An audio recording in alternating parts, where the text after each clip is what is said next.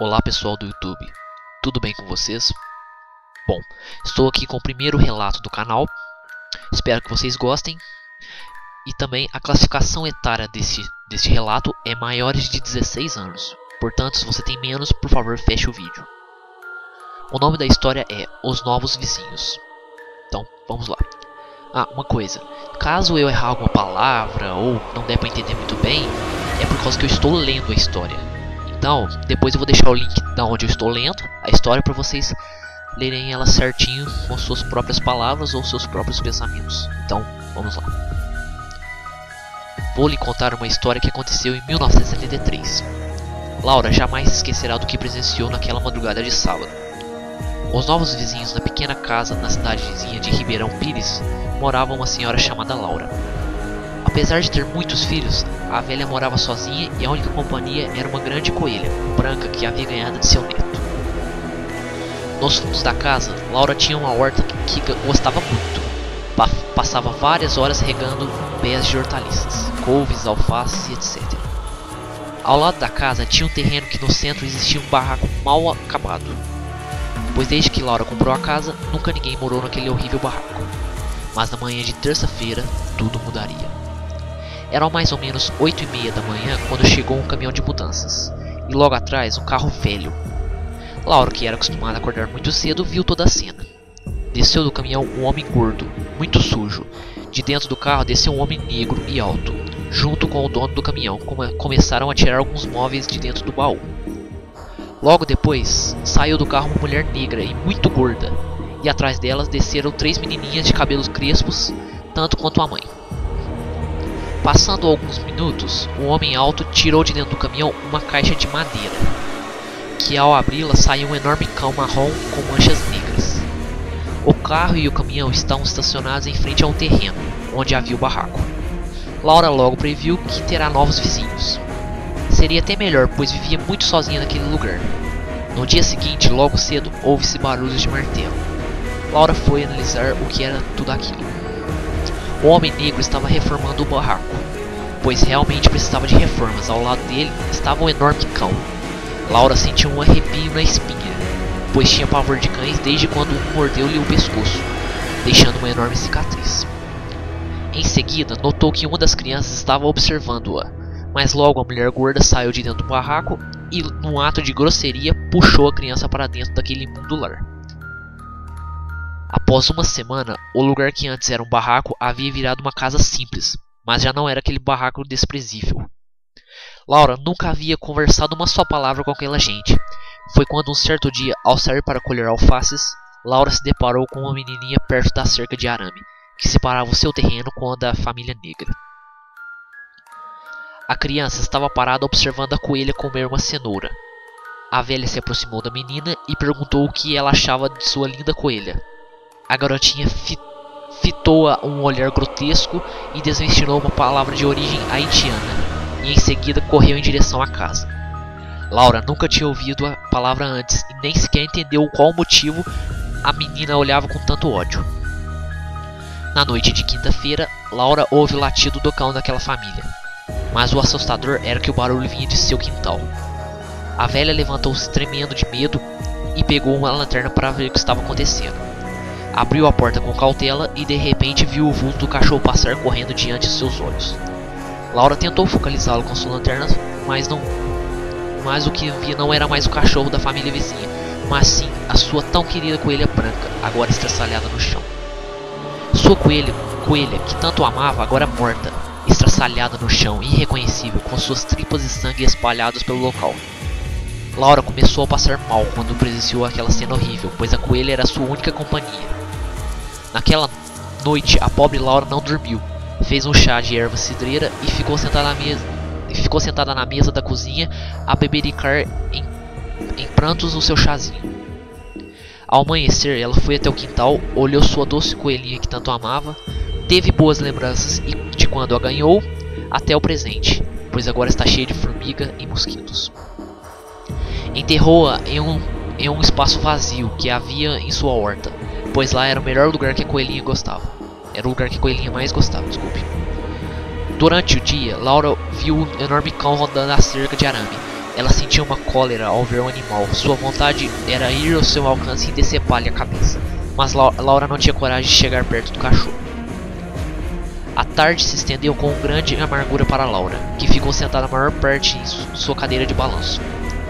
Diferente de seus novos vizinhos, que estavam muito felizes, pois chegaram várias pessoas à casa deles. E o ritmo era de grande festa. Tinha até um bode enorme amarrado ao pé de limão, que ficava no quintal da casa. Ao cair da noite, o barulho na casa da vizinhança era tremendo. Tambores e músicas cantadas pelas pessoas que lá estavam fez com que Laura perdesse o sono. A pobre senhora, por sua vez, levantou-se e foi até o quintal, onde dava vista para a casa da família, observando-a sorrateiramente. A luz do lugar estava apagada, mas olhando bem, havia uma pequena claridade no centro da casa. Laura achou aquilo estranho, pois o barulho parecia que havia uma festa. Foi então que, tomada pelo ódio da morte de sua coelhinha e pela barulheira que estava acontecendo, Laura foi até a casa da vizinha barulhenta. A lua estava redonda como uma bola brilhante, o nevoeiro estava intenso, que Laura mal podia ver seus pés.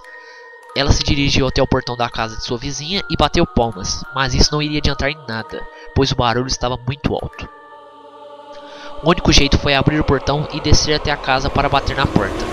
Mas no meio do caminho lembrou-se do enorme cão. O medo tomou conta de seu corpo. Foi quando olhou para trás e deparou-se com o cachorro, mas ele estava preso em uma corrente. Afinal, a dona da casa tinha visitas naquela noite. Laura achou que teu maior susto havia passado e agora iria conversar com o dono da casa, pois o barulho era demais. Mas ao passar pela janela que estava com a luz acesa, Laura deparou-se com a mais abominável de todas as cenas que havia visto na sua vida.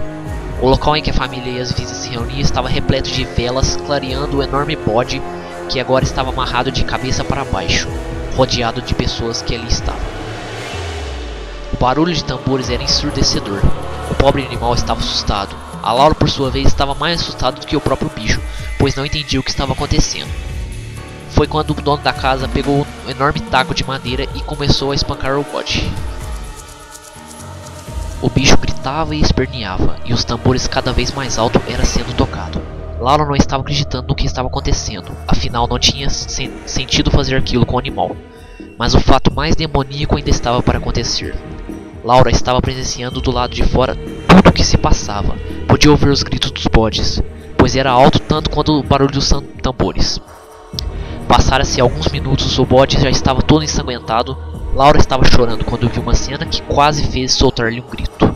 O animal estava morto, todos cantavam e dançavam. Foi quando aí um grito surgiu, um grito horrível saiu da garganta do bode. Todos pararam e olharam no bode, que já não estava mais morto, pois as pessoas que estavam ali fizeram um ritual satânico, em que um animal de corno, chifre, depois de ser espancado até a morte, volta por alguns segundos encarnado pelo próprio Lúcifer, para que assim possa satisfazer o desejo de quem o chamou. A assustada Laura arregalou os olhos quando ouviu o animal pedindo para o negro soltar, e depois ficando de pé como se fosse uma pessoa. Ele caminhou até um altar com um pano vermelho, onde havia um trono muito elegante, e ali sentou-se com o charme de um grande príncipe, e as pessoas que estavam ali ajoelharam e beijaram suas patas. Laura estava prestes a gritar quando o caminhão parou diante do portão, e dele saiu o homem gordo, que semanas atrás havia trazido a família, e junto sua mobília, claro. Junto dele estavam as 3 irmãs. Uma delas trazia uma criança nos braços, enrolada em um cobertor. Laura ficou curiosa, afinal o que aquelas pessoas iam fazer com a criança. Ao entrarem na casa, ajoelharam diante do Lúcifer, em forma de bode, claro. Então, rapidamente pegaram a criança e a levaram para o altar. Laura, pela primeira vez, presenciou o sacrifício de uma inocente criança, que agora Lúcifer bebia o sangue. Laura correu em direção à sua casa, entrou no quarto e pegou seu terço bizantino e rezou com toda a sua fé. Foi aí que ouviu umas gargalhadas de criança do lado de fora do quarto.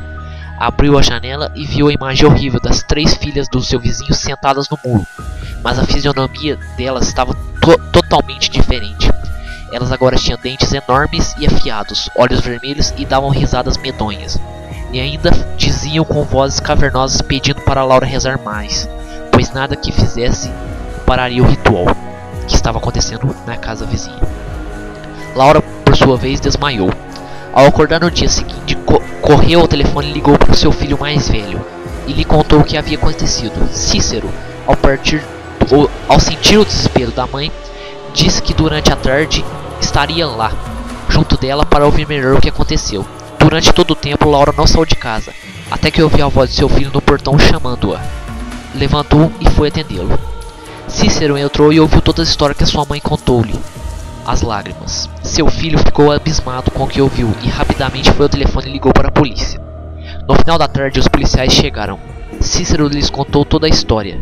Eles ficaram chocados e interrogaram Laura. Eles ficaram chocados e interrogaram Laura. E depois foram até a casa que na noite passada havia um macabro ritual satânico. Laura disse que não queria acompanhá-los. Passaram alguns minutos, eles voltaram dizendo que a casa estava abandonada e que não havia ninguém no lugar há algum tempo, pois a casa estava muito suja e cheia de teias de aranhas por toda parte. Laura já não sabia mais o que acreditar, como fazer para os policiais acreditarem na sua história. Logo à noite, depois que os policiais foram embora, Cícero propôs que sua mãe deixasse aquele lugar e fosse morar com ele. Laura aceitou a sua proposta, pois não conseguia ficar nem mais um minuto naquele lugar. Foi aí que ela perguntou para o seu filho se realmente acreditava em tudo que ela falava. Cícero encarou e disse que acreditava em tudo que ela dizia, e ao falar isso, contou-lhe o que realmente aconteceu quando estavam vasculhando a casa. Cícero prosseguiu falando que ao passar pelo quintal da casa, viu o bode morto ao pé da árvore, mas os policiais não viram o animal. Laura o abraçou forte e disse que nunca mais esqueceria daquilo que aconteceu naquela madrugada de sábado. Bom pessoal, essa foi a história, espero que tenham gostado.